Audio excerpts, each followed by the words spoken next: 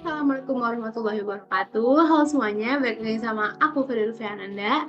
Dan di video kali ini kita akan membahas mengenai salah satu platform perpajakan yang ada di Indonesia, yaitu adalah DJP Online atau Direktorat Jenderal Pajak Online.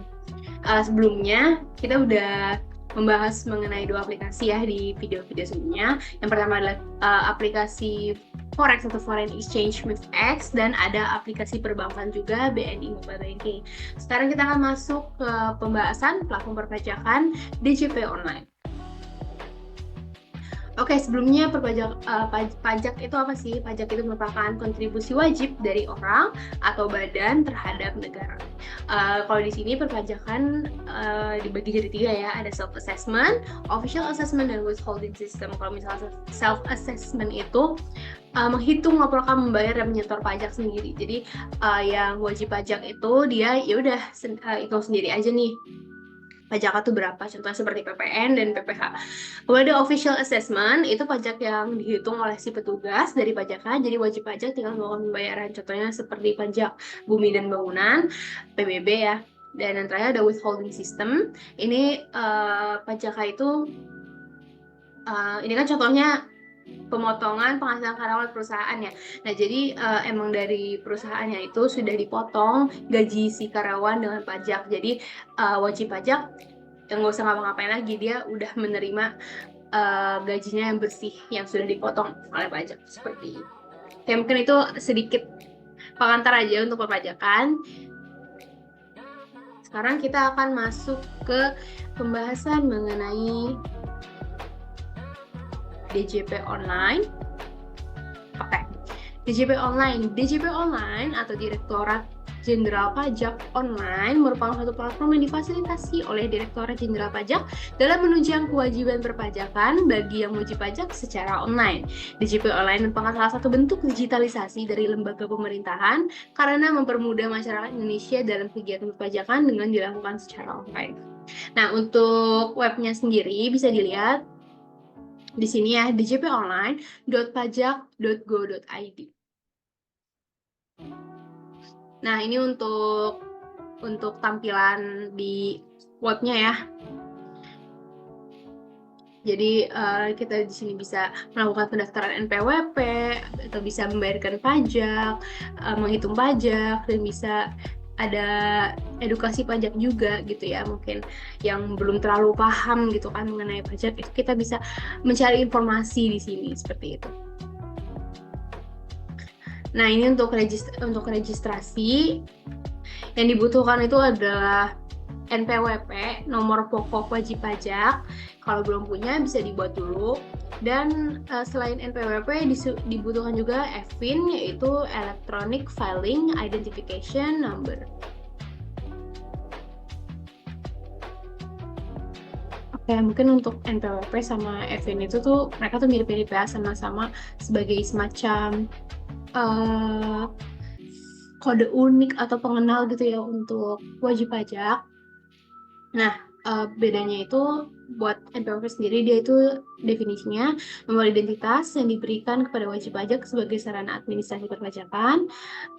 Dokumen ini juga merupakan tanda pengenal wajib pajak dalam melaksanakan hak atau kewajiban dari bidang perpajakan.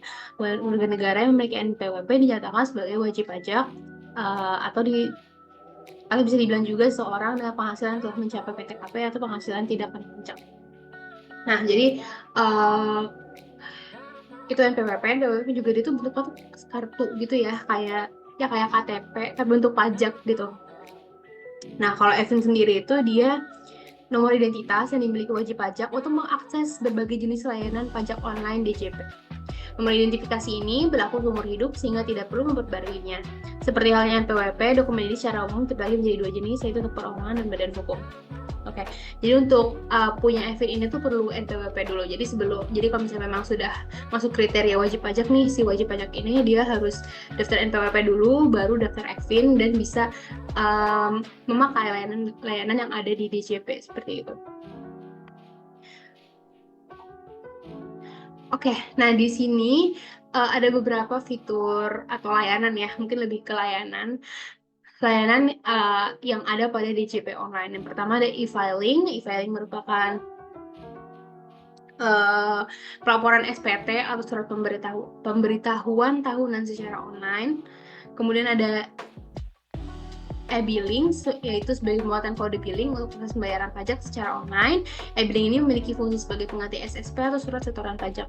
Kemudian ada e-registrasi, pendaftaran NPWP secara online untuk masyarakat yang sudah memenuhi syarat. Dalam proses e-registrasi ini yang perlu disiapkan itu alamat email, nomor KTP, dan nomor foto keluarga. Nah, jadi itu sedikit layanan yang bisa kita lakukan di DJP online gitu ya. Oke, mungkin di sini ada sedikit caranya untuk melakukan ketiga layanan ini ya. Yang pertama untuk e-filing, yang pertama login dulu di DJP online menggunakan NPWP. Pada beranda, klik pada tab lapor, kemudian pilih menu e-filing. Selanjutnya, klik buat SPT. Selanjutnya, menggunakan diarahkan menuju formulir SPT dan isi formulir tersebut sesuai dengan kebutuhannya. Jadi tadi bilang formulir, dan nanti kita bisa mengisi formulirnya itu. Setelah selesai mengisi, pengguna diminta untuk mengambil kode verifikasi yang dikirimkan melalui email. Setelah mendapat dan memasukkan kode verifikasinya, klik tombol kirim SPT dan SPT sudah tersimpan pada sistem DJP online. Jadi praktis banget untuk e-filing ini. Satset gitu ya. Next ada e-billing. Yang pertama, seperti biasa kita harus login dulu ya. Login menggunakan NPWP. Pada beranda, klik pada tab bayar. Pilih menu e-billing. Pengguna selanjutnya akan dibawa ke formulir e-billing untuk mengisi formulir tersebut. Jadi kita dikasih formulir lagi ya, tapi formulirnya beda. Kalau yang tadi kan formulirnya untuk e-filing, ini formulirnya untuk e-billing. Kalau udah, klik tombol buat kode billing. Kemudian kita klik cetak, terakhir melakukan pembayaran dengan kode ID billing yang sudah dicetak sebelum jangka waktunya habis. Jadi kan tadi setelah mengisi formulir buat kode billing, kita cetak kode billingnya ada nih, ID billingnya ada. Nah, ID billingnya itu ada batas waktunya ya, kayak kode pembayaran gitu. Pembayarannya dapat dilakukan di teller bank, ATM, mobile atau internet banking, ataupun mesin EDC. Nah, kemudian ini cara untuk melakukan e-registrasi ya, untuk registrasi NPWP tadi ya. Yang pertama, buka website DJP online pada browser, lalu pilih daftar. Yang kedua, isikan email dan kode CAPTCHA, lalu klik daftar. Selanjutnya, link verifikasi akan dikirim ke email yang sudah dimasukkan ya, yang sudah terdaftar. Klik link verifikasi pada email dan pengguna akan dibawa ke formulir untuk mengisi identitas diri. Jadi kita mengisi misalnya nama, tempat tanggal lahir, dan lain-lainnya.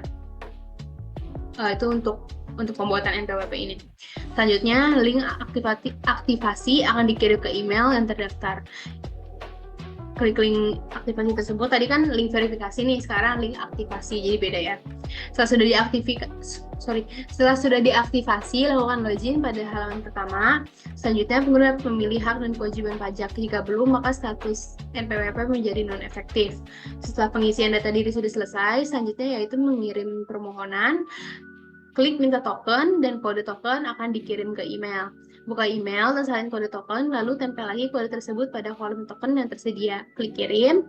Proses registrasi selesai dan pengguna sudah memiliki NPWP.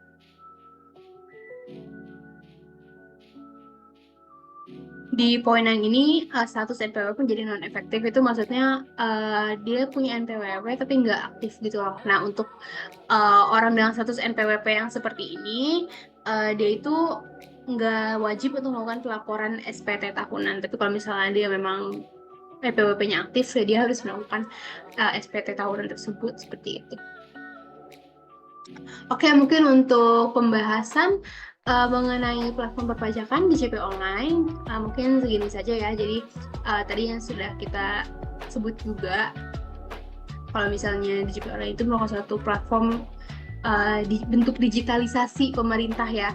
Jadi memang mempermudah banget nih untuk masyarakat Indonesia yang sudah berwajib pajak untuk melakukan layanan-layanan pajak secara online. Jadi kita nggak perlu ke kantornya dulu, ke kantor pajak dulu gitu. Cukup kita pakai platform ini ya. Cukup kita melalui website ini djponline.pajak.go.id, kita udah bisa melakukan layanan pajak seperti tadi, ada e-filing, ada e-billing, dan registrasi NPWP juga bisa. Jadi memudahkan banget. Nah, selanjutnya kita akan membahas salah satu platform bank digital yang ada di Indonesia. Jadi kita masuk ke pembahasan keempat ya di next video.